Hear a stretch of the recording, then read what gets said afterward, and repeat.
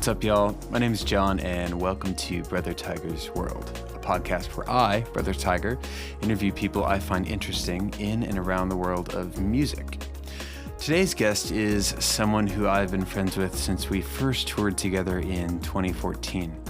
His name is Jason Wyman, and he is a part of the band TV Girl. While coming up with questions to ask him for this episode, I realized that he is someone who I sort of grew up with in the music industry, both of us cutting our teeth in the world of indie music at the tail end of the blogosphere era.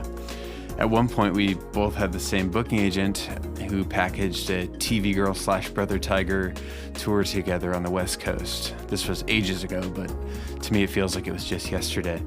It was my first time touring out west, and I became embedded with this trio of dudes in a band called TV Girl, who welcomed me into their rental van with open arms. We have been good friends ever since, touring a few more times together after that. Since all of that, TV Girl has, put it simply, blown up. They exploded in popularity, fueled by TikTok. A few of their songs have gotten gold certification. I think one even has gone platinum. They've cultivated an extremely passionate fan base, and they've done all of this independently. No record labels, no management, just a booking agent and a tour crew. And it's been crazy to have witnessed their rise all the way from our first time meeting them back in 2014. I think the first show we played together was in this former burger joint turned venue in Los Angeles. It held like 75 people, and they were all squished into this tiny space, but it was such a fun show, and it was so fun being able to tour with them back then. Jason has been a member of TV Girl since 2013, and he's had a major hand in the recording and production of the band since their very prolific album, French Exit. He plays drums in their live show in its present state. In this episode, we talk about how he initially got involved with TV Girl, his production philosophy with the band, what he loves about touring, and so much more. As always, if you have any thoughts, feel free to email me at brothertiger.world@gmail.com. And now, here's my conversation with Jason Wyman of TV Girl.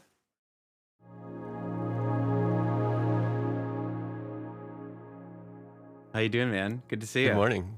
Good afternoon. Good afternoon. I guess it is. What's morning for you? Afternoon for me. You're out in LA enjoying the LA weather as always. I'm here, as we just spoke about. I'm freezing still. We're still trying to get through. It's spring now, but we're barely. It barely feels like we're in it. We're still kind of shaking off the winter blues here. So, hey, at least you got the studio. At least we have the studio. Thanks for being here. I appreciate you being a part of this. Yeah, of course, man. Happy to talk. Yeah. I realize you just got back from a little bit of a tour in South America, right? Yeah, we just did Mexico and Peru, and then we hopped on the Lala run. Oh, and cool. That was great. That was our first time in South America, and did a bunch of side shows, and like everything was true, man. The fans down there were like wild. We just came back from Asia in December, and that was great, and we loved it. But the fans there are like so polite. They're so polite, and we have these like moments in our show that are like built in to like kind of be like almost like a cathartic moment for the audience. You know, they can cheer. It kind of like, you know, just a little pause, but but the music's still playing, and it's like you could hear like a pin drop in the room for this like rock and roll show, and it was so strange. We've never experienced anything like that before. So then to go to South America where you have like the wildest fans, and they're doing like olays, like they were like moshing during one of our like indie pop songs, at the Lala Fest, like jumping. It was awesome to like see that difference. So we had a good time. Was that your first time through South America? Yeah, we had done Mexico once before in 2019, right before the pandemic and before we blew up, and I think we had something like 50 people purchase tickets. It was like a huge catastrophe for the poor promoter, and this time was just like super successful and really fun and great. So yeah, that's awesome. How many shows are part of the Lala run down there?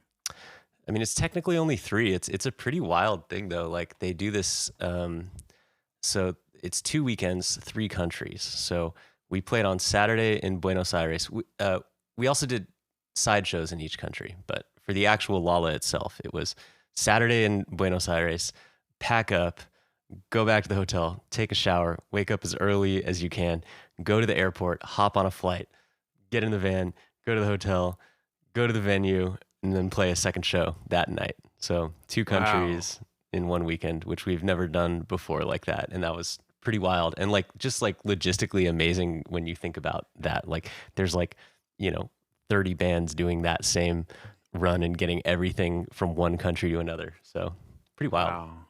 Yeah. That and then is Brazil wild. the next weekend. Yeah. Wow. Yeah. Right. Yeah. Right. Okay. Yeah. I We were there, knew- man. We were there just to date this podcast. We were there for the Chappell Roan incident, We were there. Oh my Yes. gosh. Yes. You were there. When she killed and ate a child in the hotel lobby. Killed an eight Yeah. child. Yeah. You were across the hall in at another table, and you witnessed this firsthand. We did, yeah. Yeah. Brad actually looked directly at Chappell, and then his whole body turned to stone. But I just kind of looked to the side and was able to sort of witness this. You were able to I avert know her this is- gaze. Exactly. This is your podcast, but I need to know where you stand on Chapelgate. To be real, at first I flip flopped. At first, I was like, "This cannot stand. Like this child needs to be able to meet an idol and have a normal thing." And then I saw her response and her side of the story, and I was like, some people just the want to be. moms. No, I saw Chappell Roan's. Oh, Chappell's, yeah. her side, and I flipped. I was like, she deserves privacy. She deserves privacy. But and she was like, I didn't I had no idea what was going on. Like this person was for hire. It's not my personal man, Right. So the explanation makes sense. Yeah. Yeah. I don't.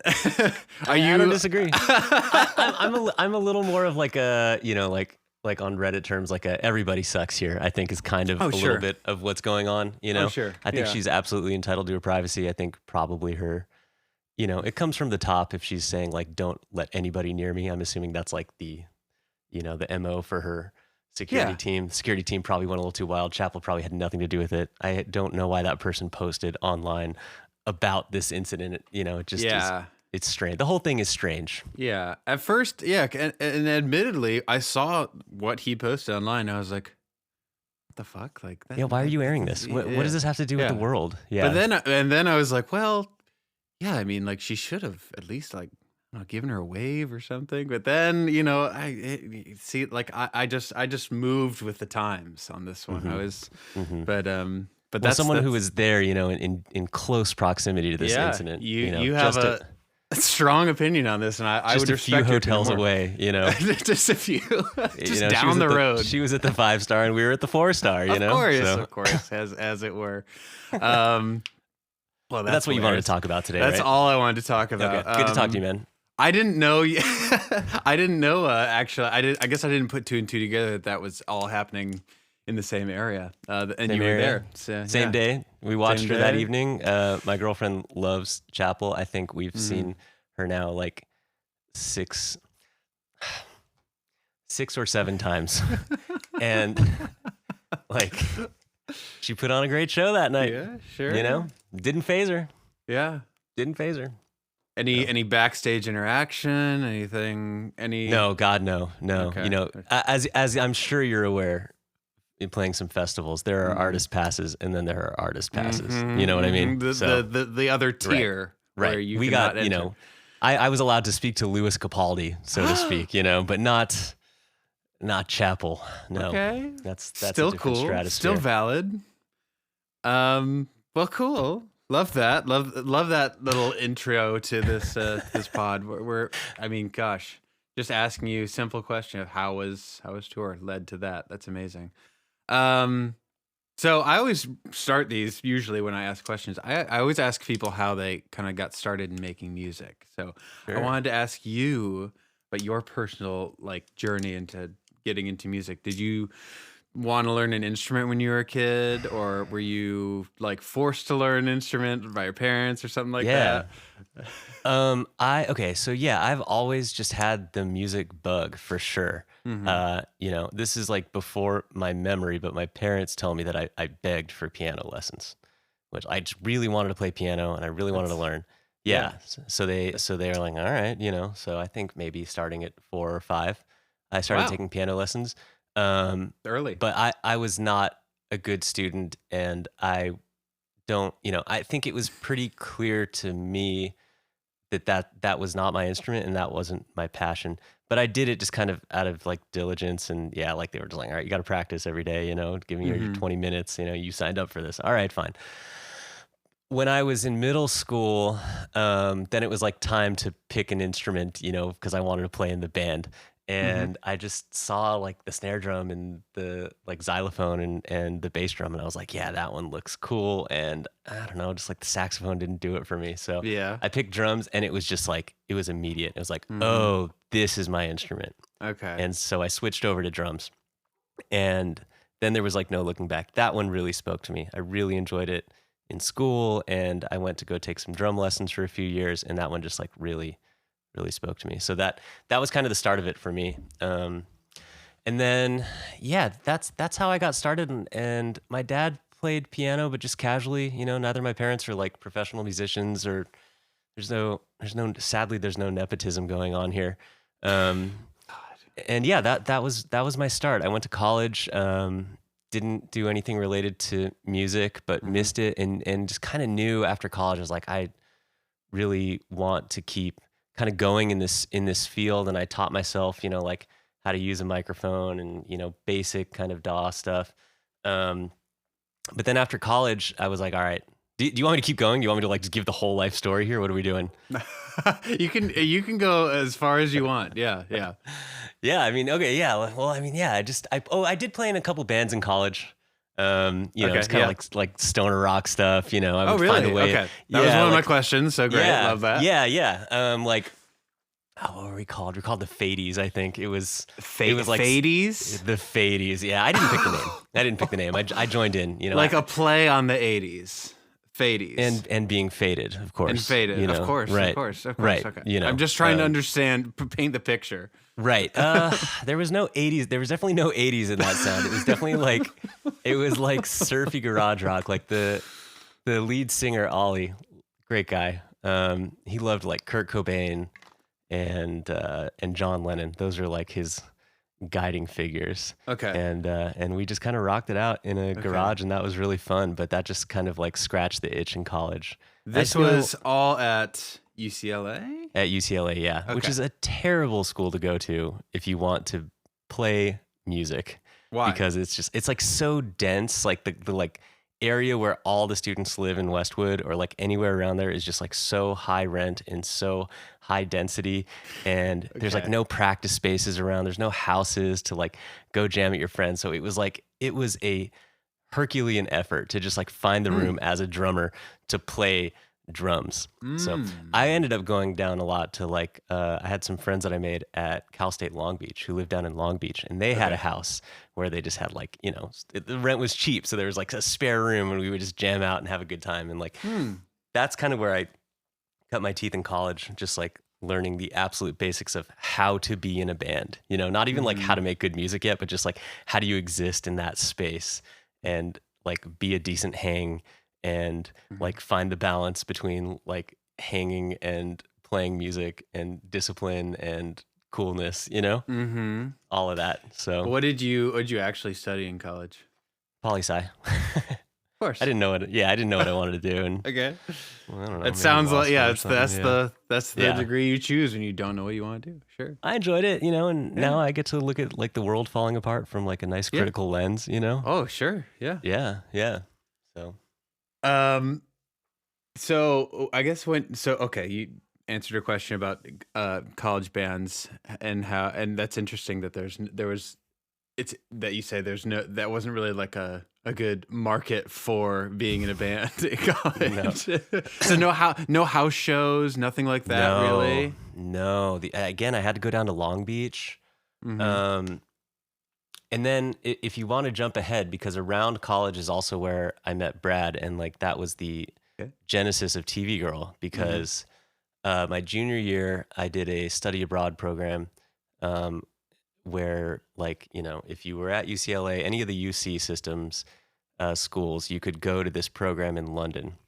I really wanted to go to France, but I just could not pick up French.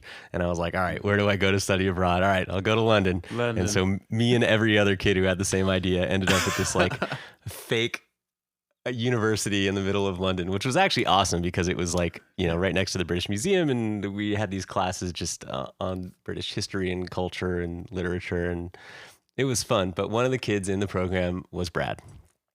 Oh, and we met that way. Yeah. And he told me, he played music. I'm like, cool, I play music, and we just hung out and we just traveled and we didn't do any music or anything because same situation, like living in a dorm, no room to make music, no room to do anything. So we just went to shows and hung out and kind of realized we had similar taste. And he gave me some of the music that he had been doing since like high school and into college. And he's a prolific dude.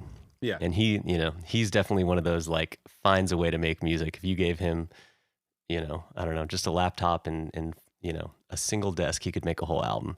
Right. And so he had been making stuff, high school and college, and it was like this diamond in the rough stuff where I was just like, whoa, this is cool, like really poorly recorded. But you could just tell that like what was there was good. So I kept in touch with him, and then like in college, I tried to organize because he went to UC Davis, which is like a couple hours east of San Francisco, and is like this little like farm town, college town, and it's really cool. And again, there's more space, and people had house shows, and they played music, and so there was like a whole scene there. And I was like, I want to be a part of that. So I pitched this idea to him of like, hey man, let's do a show together where I was really into, at that point, I was like listening to a lot of Lou Reed, and I was really into that album Transformer of his, like the glam rock album from the 70s. Yeah. It's great.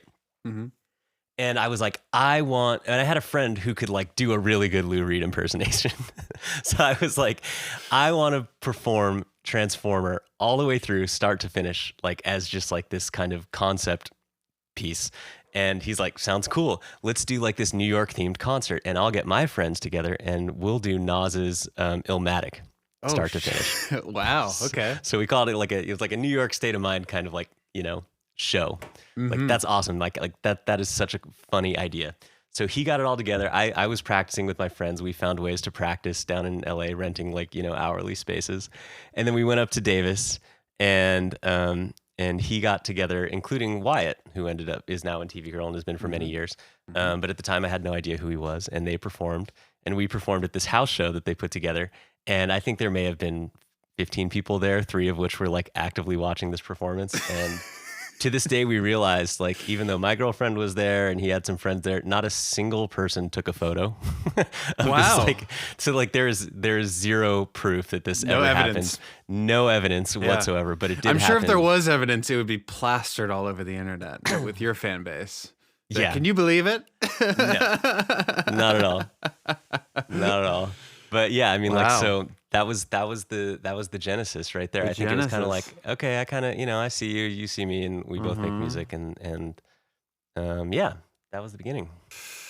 Before I move on, just with your I guess like early days, even before TV Girl, I guess, did you ever think you'd be like when you were a kid?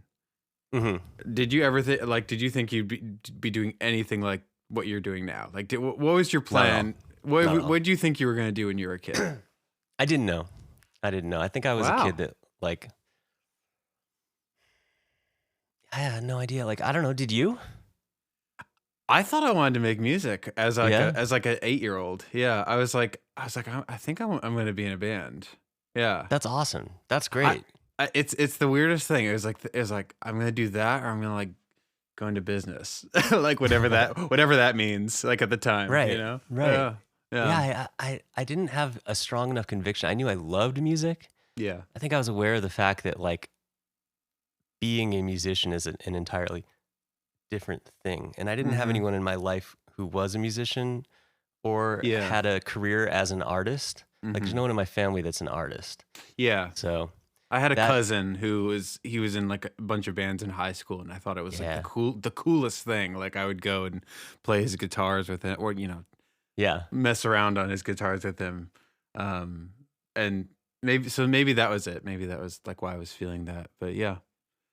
Definitely. I mean, I think who you grow up around and like what you see is available to you, right? So after college, then like I knew that's when I kind of was starting to think like I want to do something in music, and I'd been living in LA at that point, and so I like started to understand that there's an industry, right? Yeah. Whatever it is, like there's definitely like film and TV here, but there was a music industry in LA at one point. At one point. And I caught the last like gasp of it. I did like an internship at Universal Music. And oh yeah, I remember you told me this. I forgot about this. Right. It was so bleak. What year was it? It was like 2008 maybe. And I mean, like they were still they were doing like press clip. My job was to like collect from the newspapers like any review of like any CD. Oh man. And like file them into cabinets. So, like the Sonic Youth review, and just clip it out and put it in the Sonic Youth cabinet. It was a bleak time. And on my way out, like, because they had no job for me because they didn't have any jobs at Universal at that point. This is like pre-streaming, post Napster.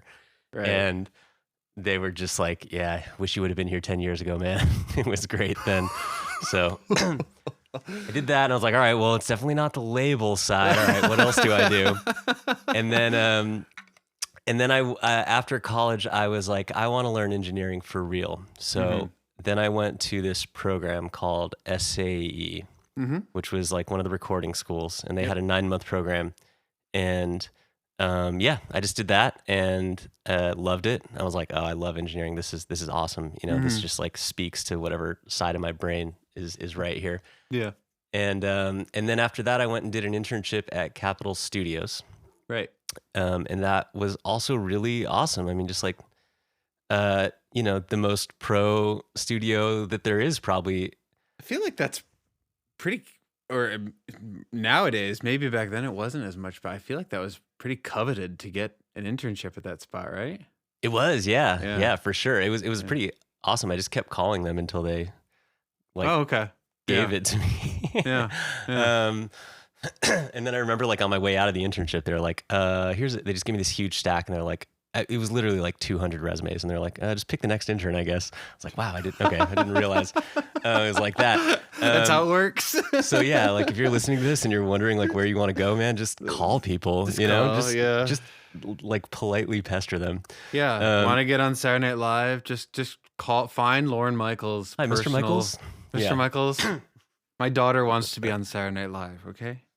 It was very coveted, but what I learned really quickly was that okay, you can either go work in like a rough and tumble studio or like a studio with insane hours and maybe you can work your way up quickly out of that chaos. But this was like a highly regimented studio. Yeah.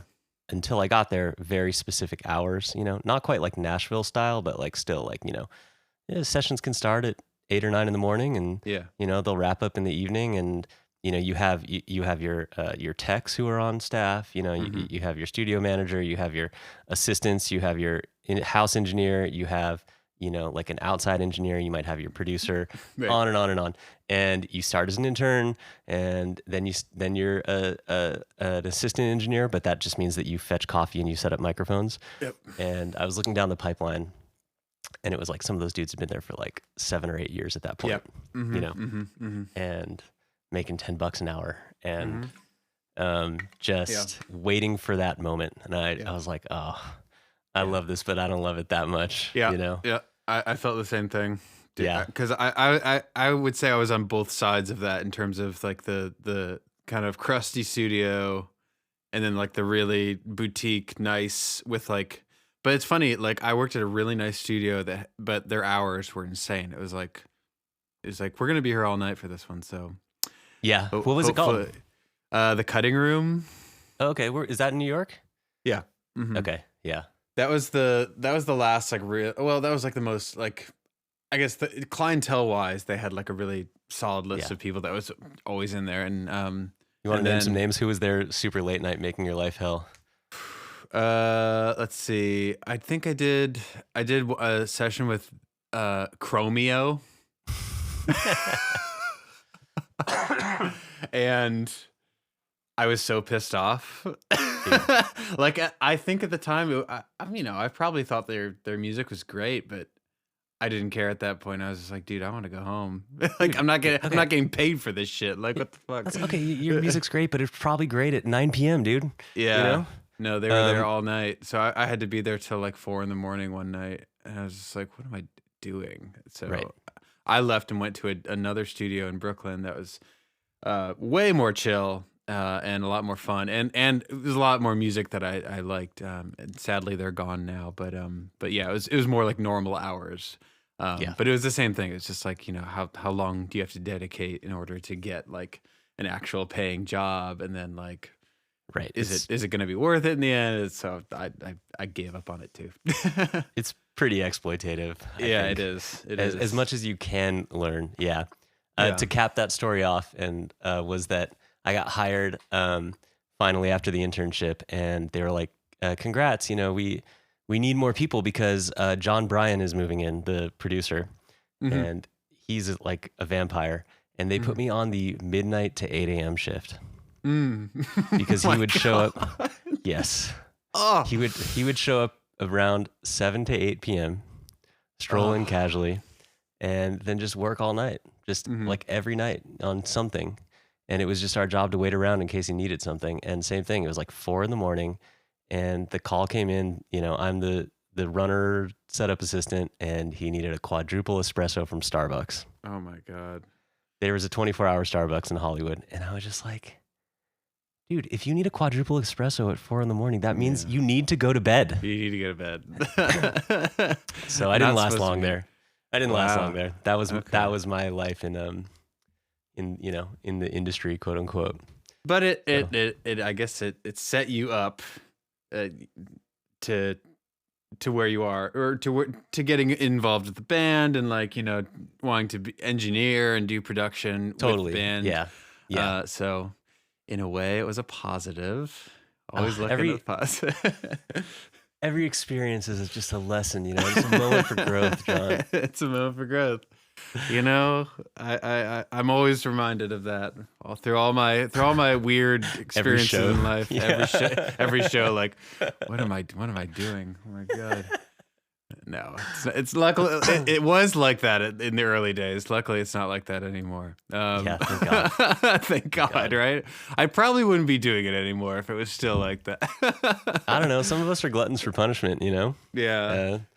But yeah, so then after that, I guess if you want to keep going, you know, then yeah, I mean, it did. I learned a lot, you know, it like, this is probably before like YouTube University, like in full, where you can literally learn anything at any point if you're interested. But like having those few months of courses were like super helpful for signal flow and just kind of confidence around, you know, workflow and gain structure. Gain structure, yeah. Signal processing. Anyone can teach me gain structure at this point still, that would be nice. Yeah, oh sure. But yeah, so then cut to like, just maybe like, you know, within a year of then was when TV Girl got started, and it was Brad and Trung at that point. Right. And they just came to me and were like, hey, you know, can you mix this song? And then it was like, hey, can you master this EP? And I was like, sure, happy to, you know, and just kind of wormed my way in. And then they needed a drummer, and then we were off to the races. So, you know, before you were involved, you says Brad and Trung, and when were they like playing shows before you? Like, were they playing out? Yeah. Okay. So like TV Girl is like a classic blog band, right? Like, you know, late 2010. Yeah. And Brad and Trung, to their credit, like played it perfectly. You know, they put out a 4-song EP. They knew that was kind of the perfect amount to send to somebody to review and dig their teeth into, but also like not enough to push them away with a whole ass album or something. And this is back in like the Hype Machine era too, where they would like aggregate all these little blogs, and they just got, you know, I mean, it was a great EP. I listened to it and I was just floored, but it was just these 4 songs, including one that had this song called If You Want It, which got picked up by like Pitchfork. And you know, all these little blogs and everything wrote about it. And it was just kind of off to the races. It was like one of those things where you make music in your bedroom and then you're like, oh shit, what do we do now? You know, how do we perform this? Like, where do we go? And so then they had to put together a band, and they were down in San Diego and I was up in LA. So they hired their friend Joel, and I honestly don't remember the drummer's name. I'm gonna say Brian. And they did just a couple shows at like the Casbah down in San Diego, and like just kicked it off, and got started. But they decided pretty quickly that they wanted to move to LA. Okay. Brad and Trung, and so they left the other two behind, and they came up to LA, and they needed a new drummer, and I was already there doing some of the mixing and stuff. So like, all right, you want to play drums? And I said absolutely, because I loved the music. And then it was just the big question of like, all right, where do we go from here? How do you take that bedroom pop sound of 2011 and like turn it into a like a live show? Right. And that has just like been the eternal question for every band of our era. Oh my God, yeah. Yeah. So everyone's done it. Yeah, days. Spent questioning. Years. Years. How to do it. Yes. Years. Yeah, and if you want to get into like the tech side, I mean, that's really fun, because there were like all these different iterations that we hit on until we finally have like found where we ended up. I mean, it started in the very beginning where it was like, all right, we're a band, so that means bass, drums, keyboards, guitars, and a singer. And okay, we have some samples, so we'll just throw those on an SPDS, I guess, and I'll just trigger them at the start. And it sucked. Oh, you did that? Okay. Yeah, the one hit. Yeah. Yeah, and the boop boop boop boop in my ear, and only my ear, because like you're performing at these little clubs, and there's no monitor engineer or anything like that. So was it the case where was it the old SPDS where you had to like pan the click to the right side? Right, no, I remember that. SPDSX at that point. Right, the SX, right? Yeah, I used to have one. Right. So, it was mono samples. Yeah. But then, people trying to approximate things on whatever keyboard we had and guitar parts, and it was not great. And we just kind of limped along for a few years until Trung decided to leave and just focus on his career, which was totally fair at that point, because, the blog buzz was fading, and you're just kind of we were left with, just enough momentum to like put out another record, to see where we want. At that point, we had to put out a few EPs. We put out a mixtape. Everyone liked it, but it just wasn't, and it was still in that era where we were just trying to figure out, what do bands do at this point? There were blogs, but Spotify hadn't taken off yet. Right. There was Bandcamp. You could tour a little bit, but there was no TikTok. Instagram was hardly there. Right. And so like, how do you reach a fan base? How do you grow? Labels didn't know how to do it, DIYers, we were just doing our best. So Trung left, and that was like a moment of reset for us. It's like, what do we even do? And by that point, Trung was on his way out, but we were like, Brad and I were working on French Exit at that point. Okay. So we had this in the can, and it was like, what do we do, when we put this out? Like, how do we tour? And it was this moment of reset, and we brought in Wyatt at that point, who knew how to play keys. And and I was like, I've been messing around with this Ableton program. Like, I don't really know it very well, but it just seems like it's the thing that might be the answer, because it, of like its looping capabilities and its ability to, it's really good with soft synths, and we can just throw the samples that we use, because we make all of our music in Logic. Yeah. We're Logic for recording, but I can just port this stuff over pretty easily, make some sampler instruments. We can throw some drum pads on it, and like, I think I can make this work. Okay.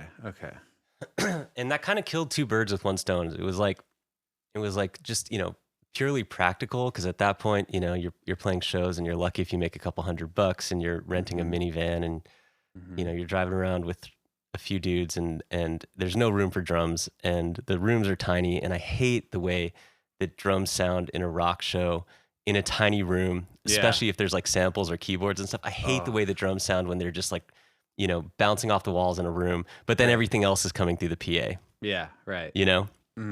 That like disjointed nature really bothered me, and I never enjoyed it. So I was like, let's just get rid of the drums. Like, let's just be what this music actually is, and just perform as more of an electronic group. We can have live instruments in the sense that we're performing some keyboards. It's not like full DJ setup, but like, let's just do this hybrid approach. Like it's sample based music. Let's roll with that. And so that was the beginning of that. And I worked for a long time trying to learn Ableton, because as I'm sure you're aware, Ableton is not the most like beginner friendly program, but it's, as also everyone says, it's super awesome and incredibly flexible.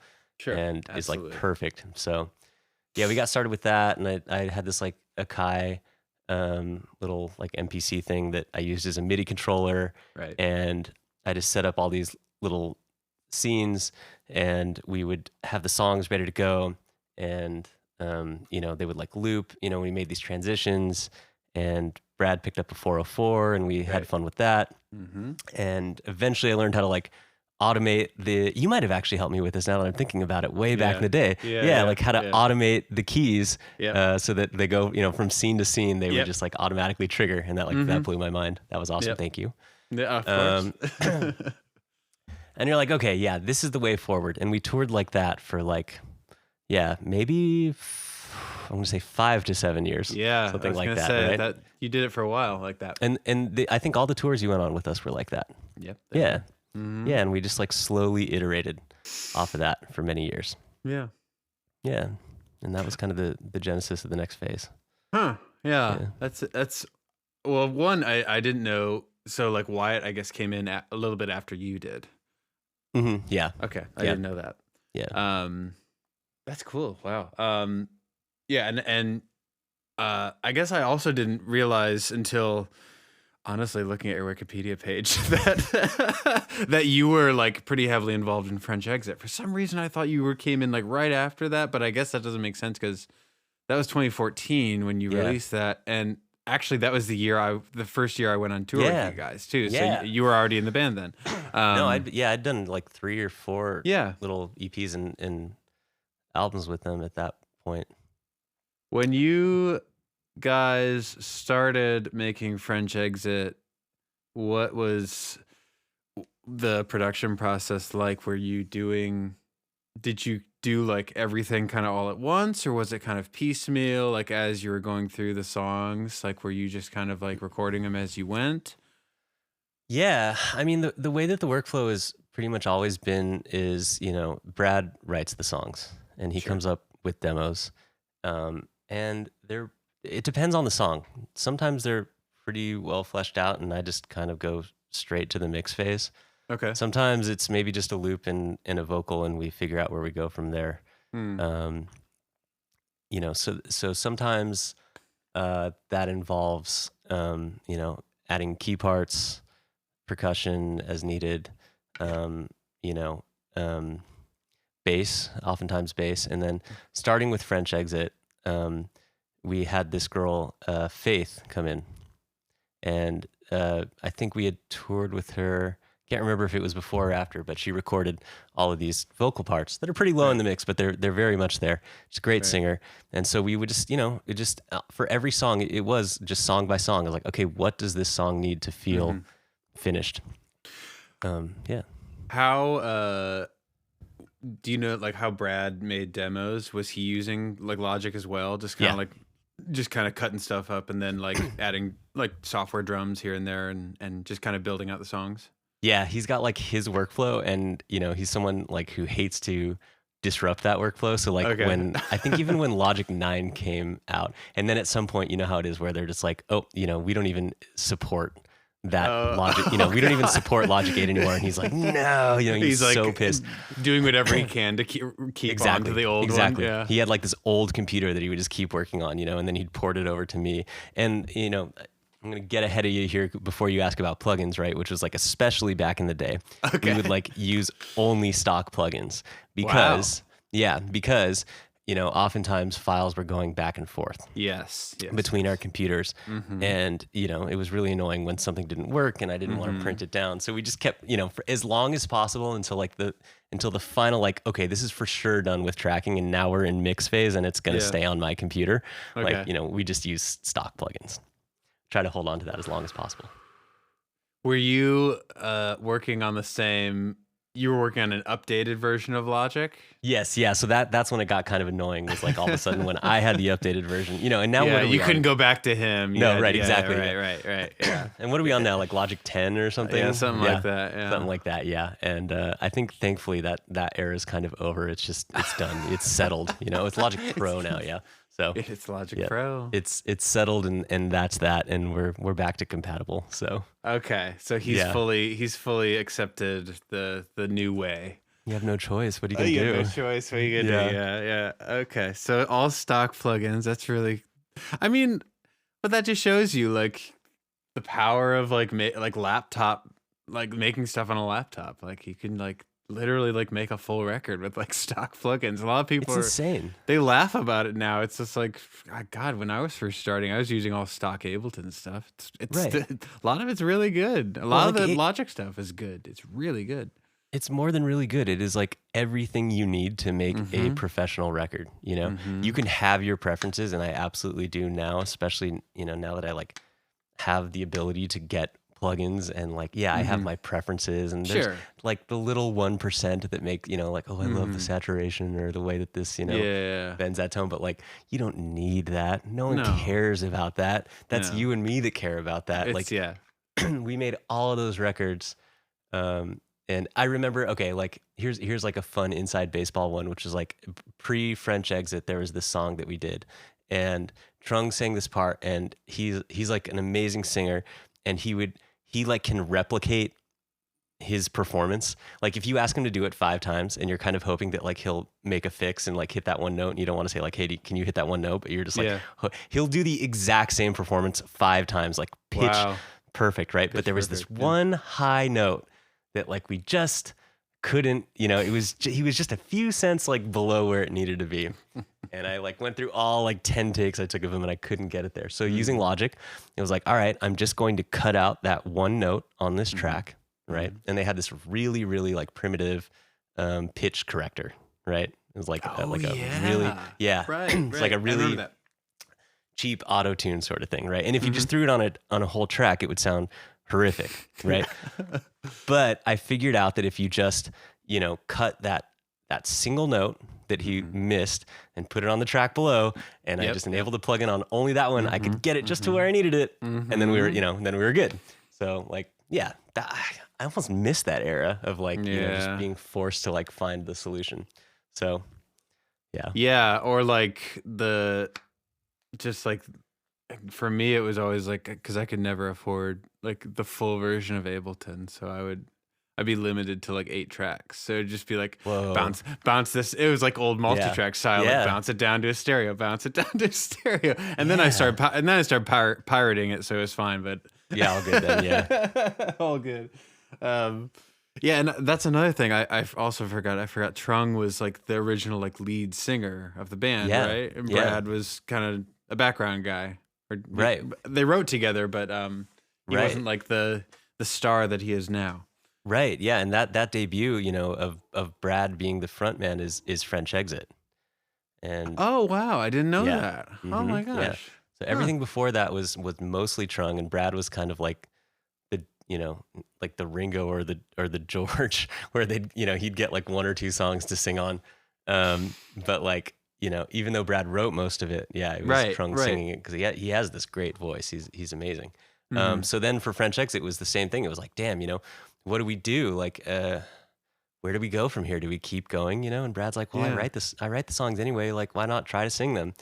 So that's where we kind of figured out this new formula of like, if you listen to those early tracks, it's like pretty vocal forward, because Trung had such a great voice, and it was a lot of single takes and not even really like multi-tracking his voice.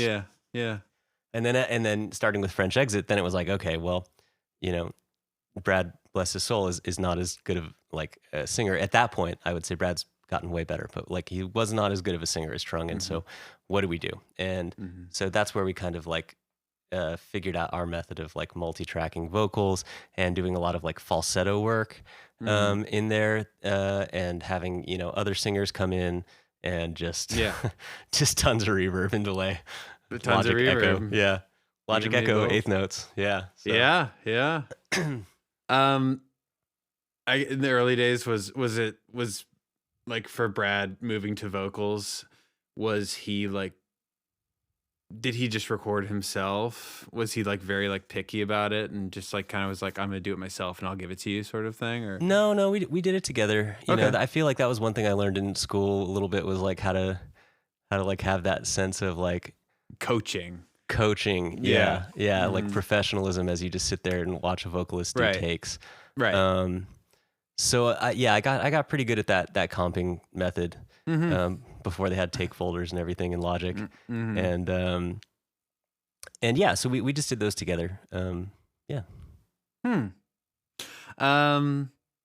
Yeah. Another funny thing with like, I remember you mentioned the bringing the SP404. Yeah.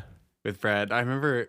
Like, especially on that first tour, he was always like, it was always a request that you guys were like, we need a stool for, for the SP404, like a little stool next to him where he would be like tapping away. It's always such a funny ask, and like I just always thought like they would always bring you a stool. Or some awkward thing, like some platform, right? We finally solved the problem years later with like a laptop stand that has like a legitimate, like a laptop stand that screws onto a flat based microphone stand. You know, that we would just like fully pick versatile. up at the venue. Yeah, but it isn't a very awkward thing. Yeah. But yeah, that was French Exit in a nutshell. Yeah. One thing that's fun that's carried on from then. Recording wise, is that in college I picked up a Rode NT1A for $200 from the Guitar Center on Pico Boulevard in LA. Okay. And that's what every single vocal track that TV Girl has ever done is on this same Rode NT1A. Wow. Still Yes. to this day. It has been abused. Yeah. Been dropped. It's, like sung into without pop filters, with pop filters. Yeah. We've tried other stuff. Someone let me borrow like a Neumann, and we sang into that. And it's like, well, this is a better microphone. Nope. Yeah. But not the vibe. Just not the vibe for that. Like, I think for that like super dense kind of sample based stuff, just the brightness of that mic and the way that it sounds just cuts through perfectly. Yeah. That's how I feel about this one too. It's like pretty much the same as that one, and it's cheap. It's great. Yeah. it's a sure KSM. Yeah. There you go. Yeah. I feel like I should like write to Rode and let them know about this microphone. Yeah. Yeah. I mean, I'm sure they'll. Seeing you guys, I'm sure they'll give you a brand deal, easy brand deal. Just put a large banner behind you during the shows. Rode microphones. I'll sell out to anyone, man. There's so much room on my T-shirt there on the drums. Oh yeah. Well, it's funny because driver. Rode now is like huge in terms of like the podcasting game. Everyone's really? like, yeah. Well, and like you look on Instagram, those like clip-on microphones that people have now, those little squares that you just clip onto a shirt. That's Rode. Like they've blown up in the. Oh, they don't even need fucking podcast. Music. Music is nothing to them. They don't need you. But you need them, clearly. Let's also just talk about how like this is now a thing where the microphone is visible in the frame, which like who cares? Right. No one cares anymore. It's like now it's like a thing. Like it's a thing. If you saw someone talking, you're like, "Where's the microphone?" Yeah, where's my? Is this even a podcast? If you can't see the microphone? Yeah. People need to know the technical details now. That's what they care about. Right. Cool. Yeah, the French Exit stuff. That was a lot of like what I was. The questions I had, and you rolled right through them once again. God, boom! Like you've done this before. So like post French Exit, like, did any part of like the production process, like has it evolved significantly at all for you guys, or is there a lot of stuff that you still kind of just do the same in terms of? I mean, obviously, like vocals, you're still like doing them alongside Brad. Like anything else that's like the same or like significantly different? Yeah, I mean, I think like the next record, it was kind of iterative for a while, where it was just like, all right, what did we learn from this? What can we do better? But at the end of the day, you like find your genre and then you find your workflow. Yeah. And it's weird because we made so much music and it happened over a long period, but it feels like it happened so fast. It was like French Exit, and then it was Who Really Cares. not a ton changed. We kind of figured out the method of like, okay, we'll bring in some background singers to pad it out. I'll bring my friend Dan in. We'll do some bass. We'll record some pianos or anything that we need, and we'll track Brad. And on that record, I remember we like, started using like pitch shifter on his voice and kind of fun stuff. Yeah. So there's like this like, almost alter ego on some of the songs, but also just like this weird like doubled octave thing that we were using. But pretty much everything was the same. Same for the next one. And then on the last record was, Grapes, which we really enjoyed because that was like the biggest departure for us production wise, where it was like, okay, we're making this kind of gospel sampled record. And that's sort of asking for some different kind of voices and some piano and guitar and bass and stuff. And so that was the first time that I used like an actual studio in the recording of a TV Girl album. I remember you sending me photos of it. Yeah. Yeah. So we had a friend, excuse me. You cut that out, right? Yeah, of course. And we had a friend perform some piano for us in like an actual nice room with a tuned piano, and that made the record. And then we had this incredible gospel singer, this woman Makita, who we found. Do you remember that band Girls? Yeah. And what was there as Father, Son, Holy Ghost? Oh man, I don't know if you remember, but like there was like this Pitchfork video they did where they like performed in. Did you ever watch them live or anything? But I don't remember like any Pitchfork video. Maybe they did like a La Blogotech video or something. It was like in that vein. It was like a live but recorded and obviously like nicely mixed performance that was like in this church somewhere in Brooklyn. And they have this song that just like, well, I think they toured as well with these gospel singers. They like clearly had a gospel background, and like this is amazing, and just like, man, we would love to get something like that, but like I don't even know where to begin to look for that. I'm not in the church, like I don't know where to find a gospel singer, and just kind of, just shot in the dark. We just emailed the producer for that album. And we're like, hey, we love these. We'd love to do some gospel vocals. Who sang that? I was like, oh, it's this woman, Makita. She's incredible. She lives in Riverside. And yeah, we just hit her up and she's like, sure, I'd be happy to sing for you guys. I was so nervous because this woman, is like a real artist, and a real recording artist. Yeah. And we're just like bedroom boys, what like, and again, like, and all I have this Rode NT1A to like record at that point. And I was like, what do I do? So same thing. I rented that same studio with the piano just so I had somewhere to put her. Like, even though it was just a single channel, I was like, I cannot have her come, to my place and just in my bedroom and record. And what studio is it? It's this place called Honeymoon Suite. It's in, it's in like Boyle Heights in LA, and it's awesome. And you didn't want to use any of their mics or anything. You're like, I know it. No. In that instance, you're right. Okay. Catching me out here. I used their 87. They had like a vintage 87. I was going to say, if they have it there, might as well.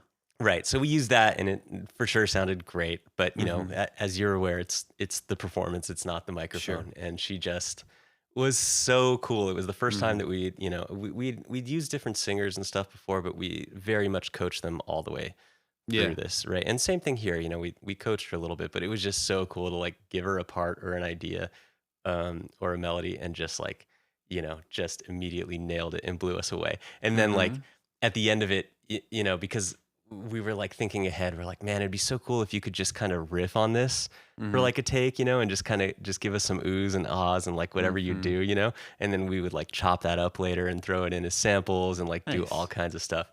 And that was so cool. And she was just so sweet. And we used her a couple times, different sessions. And what an awesome thing to do. Yeah. So, and nowadays on the touring section, you guys have like backup singers. Right? We did for that tour. Okay. The past couple tours, we've just been rolling light again.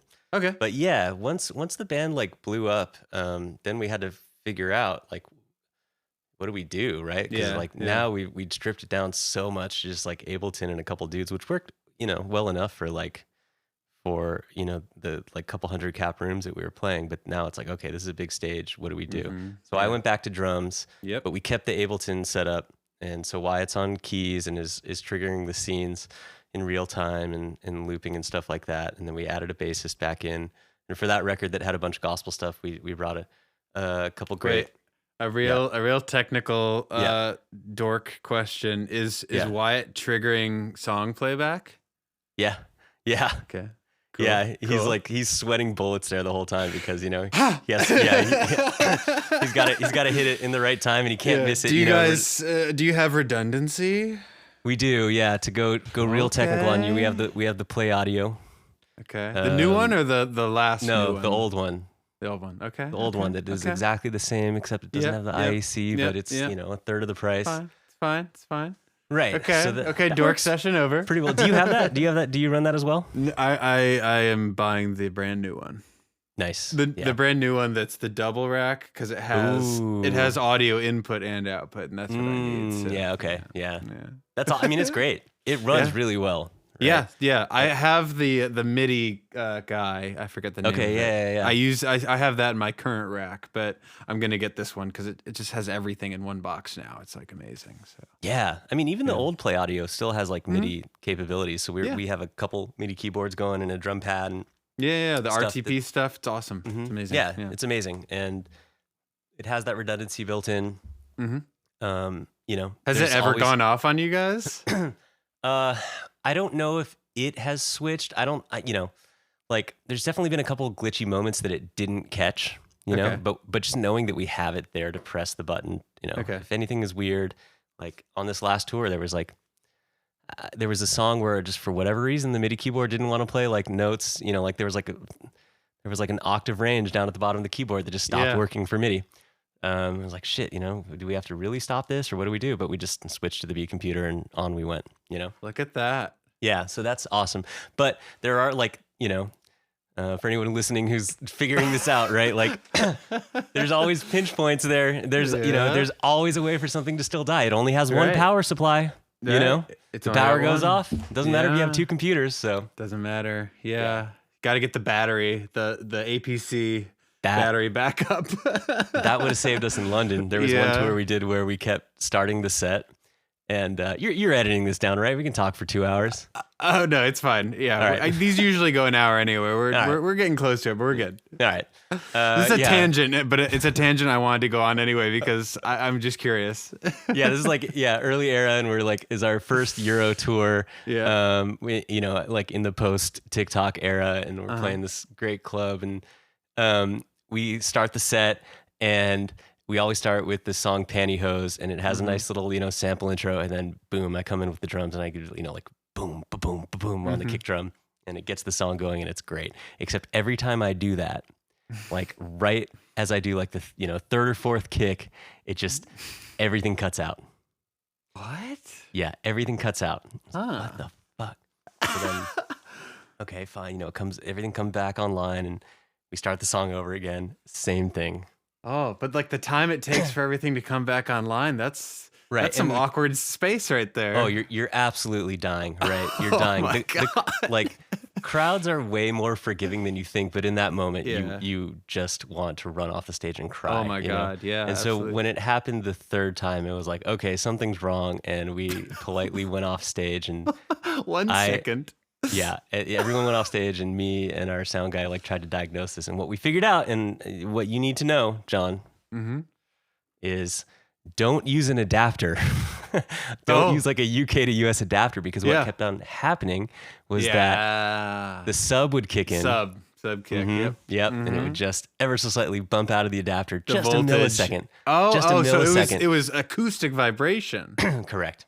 I thought you were saying it was a voltage thing, sub voltage, No, it was just straight up the vibration on the stage would just knock it just a little bit, right? Because the loose connection into the adapter. Yeah. And so once we our solution for that moment was just all right, we're just going to gaff tape this on stage, and just keep it secure. And we got through the set.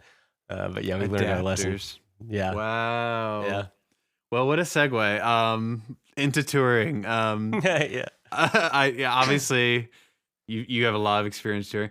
I will say, on a personal note, I remember like the first tour I did with you guys, like it was so funny because like you all like when it was the three of you, you all had your like roles in the the collective like 3-man stage or tour management DIY phase. Like obviously you were the logistics guy. You always you handled all the hotels, and I remember you had this whole like you had your whole hierarchy of hotel. Like you were like, oh, we could do a La Quinta tonight, maybe. Like that's okay. Like, but the best was a Hyatt Place. Like we got to go for a Hyatt Place if we can, boys. I remember like that, and I remember obviously Wyatt was merch management. Still is. Ish, yeah. I mean, like obviously as it's grown, right? Like we've had to take people on, and now we have a tour manager, you know. Of course, that's and great. And I would hope so at this point. And a booking agent, like you have to remember too, we were booking our own tours, right? And like, and man, in some days, some ways we like still definitely miss that era, you know, where it was just so DIY, and it just felt like a pirate ship, you know, and we were just like doing everything. But also like that, like the reason I took on the hotels and stuff was like. Because of like the anxiety of touring, you know? Just like not knowing where you're going to sleep that night, and like not, you know, just the unknown was just so crazy at that point. And just being like, I'll book the hotel. It was like a way for me to like have a little control over what just felt like just a roller coaster that you were on. But yes. The real city, you know, shining city upon a hill was a Hampton Inn. The Hampton Inn, you know, because we always used Priceline, and you couldn't, like, they never gave you the express deal for the Hampton Inn. So when you got that, when you got that, you know, that was a great day. That was a great day. And you showed me Hotwire deals too, and you were like if you learn the system enough, you can start to pinpoint what they're going to give you, because they don't tell you what hotel you're getting on this Hotwire deal, but you can based on the pictures, the data, the reviews, you can understand what you're going to get and make a. I'll have you on my podcast, The Priceline King. Then we can talk about, you know, all of these booking deals. Yeah. But yeah, I mean, you know, also like we were another point there was that we were 4 of us in a hotel. We would be 3 of us in the band, and then whoever we were traveling with, which was you at that point. 4 people in a single hotel room, right? We do our best to get a room that had 2 beds, and that's why the Hyatt Place was so great, because that would be 3 beds. 3 beds, the cot, the pull out, right. And we were stinky dudes, so no one wanted to share a bed. So we would always have air mattresses, or you would just sleep on the floor, and you would take your turns, you know, back and forth. Do the rounds, Those are the days, man. Those are the days. Yeah. But I learned a lot. I learned a lot from you guys about kind of like logistics, and because I hadn't toured much really at all, and that tour I did with you in 2014 was out on the West Coast. That was my first time on the West Coast, like performing, and I was also just like fly by the seat of my pants, just like show up, and like it's like, oh shit, like I probably need to stay somewhere. It's just like it'd be nice if I actually planned ahead and actually like planned the route and planned all the hotels. So I definitely took a lot of positives from my experiences with you guys. Well, that's for good. Sure. Yeah, that's good. Absolutely. But I mean, like, you know, again, like that, mine wasn't coming from like a healthy place of like oh yeah, let's just, you know, think ahead and like be smart. It was more just like, I'm gonna die if I sleep on the street. Yeah. Because there literally was a night where Brad had to sleep on the street. I remember. He got locked out. Were you on that one? Yeah. In Vancouver. Yeah. So like. Yeah, in Vancouver. Yeah. Yeah. Right. So he was locked out, and he ended up at Dude Chilling Park was the name. Yes. of it. He was sleeping in a park, and you and I were comfortably in a hotel. We each had our own bed. That's right. That was a good night. Yeah. God. Yeah, it was. Yeah. Wow. One man's pain is another man's pleasure. You know. It's true. It's true. So yeah, wow. those are early touring days, and it definitely was something. Yeah, you learned a lot about yourself being out there on the road and what worked for you and what didn't. And obviously a lot has changed for you, mostly for the better. I'm sure touring's a lot easier for you now. We all have our own hotel room, which is gotta love that. The ultimate luxury. Yeah. You know, I remember touring as we blew up, then it was like, okay, wait, maybe we can have 2 hotel rooms. Yeah. And there's only 2 people. There's only per 2 room, of us in a room. Well, right? the first tour we did when we blew up, there were 5 of us. So sometimes you would get 2 in a hotel room, sometimes you get 3 in a hotel room. And then eventually it was like, okay, maybe we can get 3 hotel rooms and go 2, 2, 1, you know. And then finally you get to 1, and then you can never go back, John. You can never go. You can never go back. God. Well, I mean, now we know. So I guess to wrap this up in terms of still talking about touring, what do you love about it now, and what do you hate about touring now? I mean, I still really like touring. You know, I think I love it more than Brad does, for sure. I love. Well, I mean, you know, outside of just like the basic stuff, right, which is like getting to see new places and just travel and get out, like.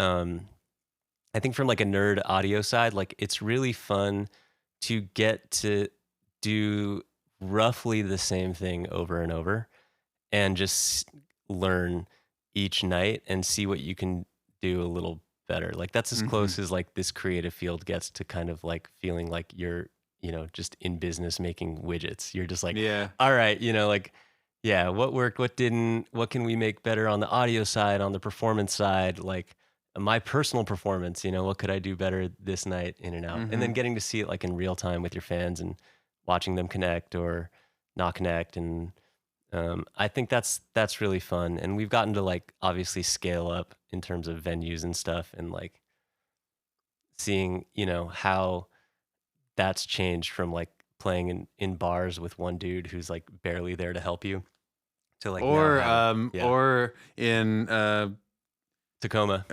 Tacoma in coffee pot shaped venues. Java Joe's Java Jive.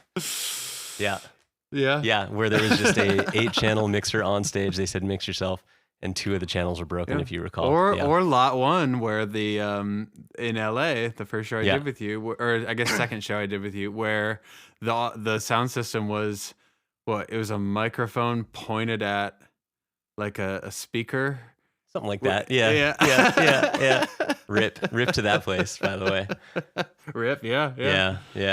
Now obviously it's like it's different, and we have a really great front of house and monitor guy, and like an LD, and just kind of like seeing how that all changes. So that's the love for sure, and like we just have such a great group of people, and you know, not to sound cheesy, but like that's really like the awesome part about it, is just like getting to tour as a little family. You know, Brad and Wyatt are still there, and Mike and Jack, and you know, Jerry, our TM, and just great people, and people that you're happy to hang with on your days off and go grab a drink with after, and like that's just a really special thing, and it always makes me really happy. I guess like the thing I hate about touring is, I don't know, like, not much. Like it's just exhausting, you know. It's just like it's just exhausting, and you miss home, and but when you're out there, man, it's pretty fun. I don't know. How do you feel about it? I love it. Do you like it? Yeah. I feel the same way you do. Yeah. I know of plenty of people who absolutely hate it though. And I think objectively, like someone who doesn't love it would look at what we do and be like, this is insane. Like I hate so much of this. I hate sitting around at a venue. I hate sound checking. I hate performing. I hate traveling. I hate sitting in an airport for 3 hours. I hate shitty food. I hate being sick. I hate not being home. Like there's so many bad things that happen throughout the day. But when you're like in the mindset of like, this is awesome, you know, how lucky am I? Then all that stuff just kind of goes away. So yeah, I hope to get to keep doing it for a while. Me too. Yeah. I think we'll end it there. Thanks, Jason. Man. Thanks so much for being on this. I really appreciate it. It was really fun. And I look forward to seeing you in person soon. Ta-ta. See ya. This is Brothertiger's World. If you liked what you heard, definitely subscribe on whatever platform you listen to podcasts on. If you want to access the video version of the podcast, consider becoming a member of Brothertiger's World, the fan club on Bandcamp. Thanks for listening. See you next time.